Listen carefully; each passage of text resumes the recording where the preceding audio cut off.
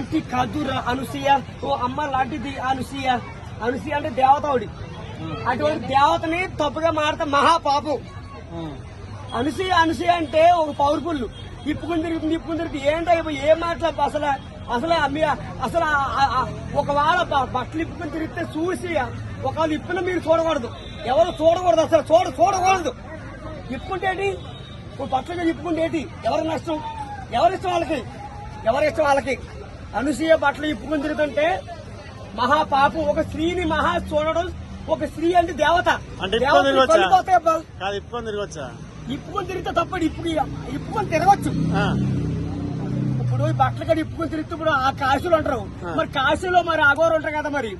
మరి కాశీలో సాధువులు బట్టలు ఇప్పుకొని తిరగడం ఒకటే అంటావు కాదు. సాధువులు ఉన్నారు కదా, సాధువులు అఘోరు ఉంటారు కదా, మునీశ్వరులు. మరి బట్టలు కడి ఇప్పుకొని తిరుగుతారు కదా. అనసూయ బట్టలు కడి ఇప్పుకొని తిరిగితే తప్పేటి.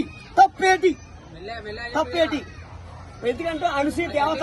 అటువంటి దేవత గురించి తప్పగా మాట్లాడకూడదు తప్ప. అనసూయ దేవత అబ్బా, నాకు ఎంతో బాధ వేస్తుంది. ఒక అనసూయ గురించి తప్పుగా మాడితే మీరందరూ కలిపి